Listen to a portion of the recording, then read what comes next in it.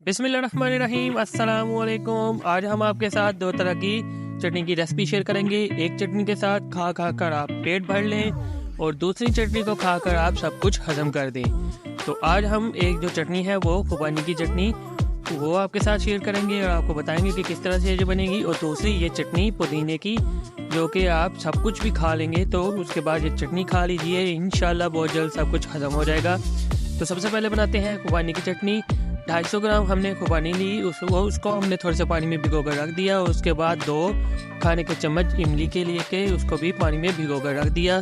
तकरीबन इसको हमने 2 से ढाई घंटे के लिए भिगो कर रख दिया था।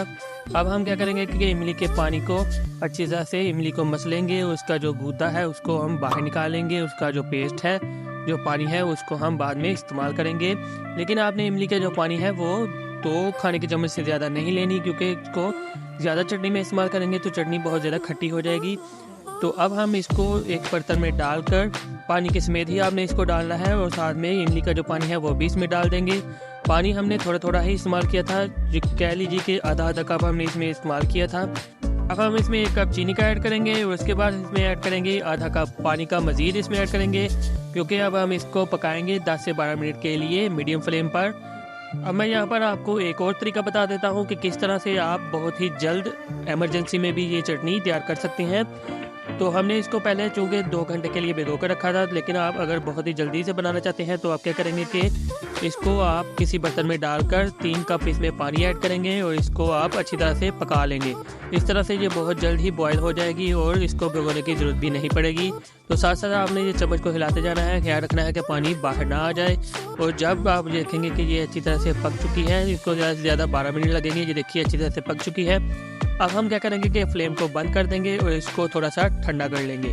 तो जिस तरह से मैं बता रहा था कि आप इसको इमरजेंसी में भी तैयार कर सकते हैं, तो उसमें बाद में आप इमली का पानी भी शामिल कर दीजिएगा। तो अब हम क्या करेंगे कि इसको एक जग में डालकर इसको अच्छी तरह से ब्लेंड कर लेंगे, ताकि ये अच्छी तरह से इसका स्मूथ सा पेस्ट बन जाए और आपकी जो चटनी है वो ब्लेंड करने के बाद बिल्कुल रेडी हो जाएगी। लेकिन यहाँ पर आप एक और चीज़ ऐड कर सकते हैं। अगर आपको इसका येलो जो कलर है वो अच्छा ना लगे तो आप इसमें थोड़ा सा रेड फूड कलर जो होता है वो इसमें ऐड कर सकते हैं। इसकी जो लुक है वो बिल्कुल ही चेंज हो जाएगी, लेकिन खाने में और टेस्ट में ये बहुत ही मज़ेदार बनी है। इसको स्टोर करने के लिए आप कोई भी कंटेनर लेकर उसमें पानी नहीं होना चाहिए, उसको चटनी को आप उसमें डालकर ऊपर से ढकना बंद करके इसको फ्रिज में रख दें और इसको आप तकरीबन 1 महीने से 1.5 महीने तक आराम से इस्तेमाल कर सकते हैं। लेकिन एहतियात कीजिएगा कि इसमें पानी बिल्कुल ना हो, क्योंकि अगर इसमें पानी होगा तो उसमें जो है वो काई आना शुरू हो जाएगी, चटनी आपकी ख़राब हो जाएगी।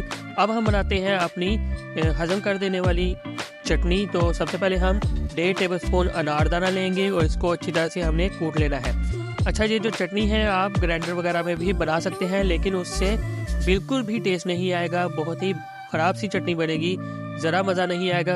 अब हम इसमें आधी गड्डी जो होती है वो धनिया की ऐड करेंगे और आधी गड्डी इसमें हम पुदीने की ऐड करेंगे। तो मैं आपको बता रहा था कि इसको ग्राइंडर में अगर आप बनाएंगे तो इसमें मज़ा बिल्कुल भी नहीं आएगा। वो क्योंकि अगर आप कभी हकीम के पास गए हों तो उनसे पूछिएगा कि वो जो दवाई वगैरह तैयार करते हैं वो कूट कर ही तैयार करते हैं, वो ग्राइंडर में नहीं, ग्राइंडर का इस्तेमाल बिल्कुल नहीं करते, क्योंकि इसको उसका जो दवाई का असर है वो बिल्कुल ही ख़त्म हो जाता है। तो इसी तरह से जब ये चटनी तैयार की जाती है तो इसको हमेशा हाथ से ही कूट कर बनाया करें, बहुत ही अच्छा टेस्ट आएगा। अब हम इसमें 2 अदद हरी मिर्चें ऐड करेंगे और इसको भी हम दोबारा से कूट लेंगे। इसी तरह से आपने थोड़ी-थोड़ी चीज़ें ऐड करते जाना है और इसको कूट लेना है। बस आपको थोड़ी-सी मेहनत करनी पड़ेगी और मेहनत का जो फल है वो हमेशा ही मीठा होता है। लेकिन चटनी मीठी नहीं है जनाब, चटनी मिर्चों वाली है, पुदीने वाली है और धनिये वाली है। तो आपने इसको इसी तरह से कूट कर ही बनाना है। तो देखिएगा बहुत ही मज़ेदार चटनी तैयार होगी। अब हम इसमें 2 अदद टमाटर काट कर वो ऐड कर देंगे और उसके बाद इसको भी अच्छी तरह से कूट लेंगे। थोड़ी-सी मेहनत दरकार है, मेहनत आपको करनी पड़ेगी।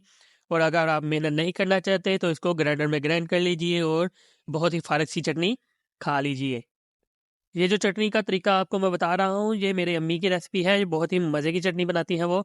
यकीन करें जब वो बनाती हैं तो अगले ही दिन ये ख़त्म हो जाती है, सारे इसको खा लेते हैं। आप भी इसको इसी तरह बनाइएगा, इंशाल्लाह देखिएगा ये बहुत ही मज़े की बनेगी।